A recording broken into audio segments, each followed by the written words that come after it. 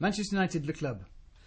Sylvain Ribeiro qui te dit plutôt, ton plus grand souvenir et ta plus grande déception à Manchester. Au niveau du club, c'est quelque chose d'énorme. C'est quelque chose d'énorme. Je me souviens, mon premier match à Old Trafford, je crois qu'on jouait contre une équipe de 3e division en Cup. Et j'avais demandé à l'UCA, est-ce que les gens viendront au stade? Et voilà, j'ai vu 75 000 personnes et j'ai compris, quoi. C'est un club à part, c'est une histoire. C'est quand tu portes le maillot, pour moi, de Manchester United, c'est comme si tu portes l'histoire du club.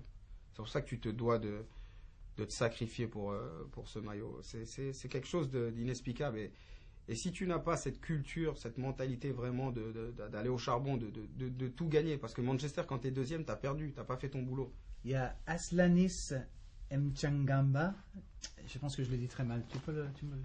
T'as des problèmes, hein? Non. Aslanis Mchangama. Gama. Pas Gamba. Bon, ben, je n'étais pas trop loin. Je crois que c'est un Gabonais ou quoi? Est-ce que Manchester United est toujours aussi fort sans Tevez et sans Ronaldo? C'est une question qu'il faut répondre en fin de saison parce que c'est facile. Tu peux dire là, oui, on est plus fort. Tu peux dire on est moins fort, mais c'est à la fin du championnat. Si on gagne le titre, je dirais pas qu'on est plus fort, mais je dirais qu'on a continué sur notre lancée. Et quand je dis ça, déjà, c'est deux grands amis qui me manquent personnellement. Mais Manchester, voilà, la star, c'est pas un seul joueur, c'est pas deux joueurs, c'est l'équipe. Tevez, on a parlé de Ronaldo, mais Tevez, justement, parti aussi, et qui, pour City, a été assez brillant récemment. Et puis, toute cette histoire avec vous, Gary. justement, avec Gary Neville, etc. Non, mais pour moi, j'ai toujours dit... Premièrement, Tevez, je le verrai tous les jeux, je le vois souvent, je vais manger chez lui, ça reste mon ami, il joue pour le club ennemi, oui, mais ça restera mon ami. Et Tevez, c'est un champion, ça reste un champion, il l'a prouvé sur les 2 matchs. Et bon, voilà, ce qui s'est passé avec Gary Neville, bon, je crois que Gary Neville a dit quelque chose dans la presse, Tevez n'a pas apprécié, donc quand il a marqué, il lui a juste dit tais-toi, là, pour la prochaine fois.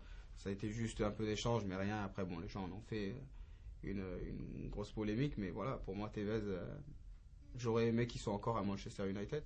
Chris Dos Santos, tu es entraîné par un des meilleurs entraîneurs du monde. Peux-tu nous parler de ses méthodes et sa relation avec toi? Sir Alex Ferguson, c'est voilà, la culture de la gagne. Il incarne la victoire, les trophées, le respect pour l'histoire du club. Je veux dire, pour lui, Manchester passe avant tout. C'est quelqu'un qui protège ses joueurs. Dans quoi il est vraiment, je pense, incomparable, Ferguson, c'est qu'il arrive à te pousser au-delà de tes limites.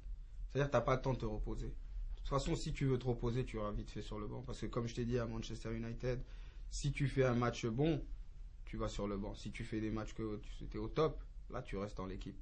Et c'est comme ça, c'est sa culture, voilà. Et bon, après, il faut pas le décevoir. 3 ans au club, c'est quand même... Non, 23 ans, mythique. Voilà, c'est mythique et il est encore fin. Et on a vu hier quand on a marqué le but, il était comme un enfant. Ouais. Donc voilà, dans ses yeux, il nous avait fait un meeting. Un jour, il nous a dit, voilà, pourquoi voulez-vous que je prenne ma retraite? Tu vois, quand j'entends les gens dire qu'il va prendre sa retraite, moi, ça me fait rire. Je pense qu'il restera à vie à Manchester. Après, peut-être que je me trompe, mais... Je le vois pas chez lui en train de regarder la télé ou il s'ennuierait trop. C'est important pour les joueurs ça de oui. voir un entraîneur comme ça. Ouais, je pense que ça donne un signal quand même. Ouais. Je pense que si tu vois l'entraîneur qui voilà, tu perds et il est un peu il dit non ça va aller. D'un côté tu te dis ouais le prochain match si tu perds il va pas trop. Alors que Ferguson voilà si tu vas à Arsenal et que tu perds vaut mieux pas être dans notre vestiaire. Et pourtant on joue à Arsenal et on est là-bas. Mais même le match nul pour lui c'est aller là-bas et gagner. Il y a Fidus17 qui dit est-ce que tu as galéré pour apprendre l'anglais? Pas trop parce que je suis quelqu'un qui aime apprendre les langues. Mon anglais n'est pas parfait. Je parle au moins 5 langues. Donc non, c'est quelque chose que j'ai une facilité à... Je ne vais pas dire que j'étais le premier de la classe à l'école, attention. Mais voilà, les langues, ça me vient assez rapidement. Et par exemple, mon fils, là, parle très bien anglais et français. Ça doit venir du papa.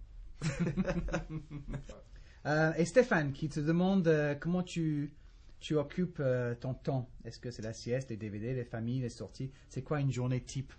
Déjà, c'est entraînement. C'est déjà suer à l'entraînement, donner le meilleur de moi-même, passer un peu de temps dans la muscu. Et après, non, rentrer, me reposer, DVD. Moi, je suis un gars DVD. J'allume pas la télé. Mon iPod, vraiment, c'est vraiment important. Si je le perds, je peux faire un mauvais match. parce que déjà les gars vont me tuer. Parce que voilà, je suis le DJ dans l'équipe et chaque match, je dois trouver des nouveaux sons. Bon, ça va, j'en ai 4000, donc je suis assez costaud. Je veux que tout le vestiaire soit vraiment content avant le match. Et voilà, si quelqu'un pose son iPod, par contre, il le tue tout de suite, il le siffle.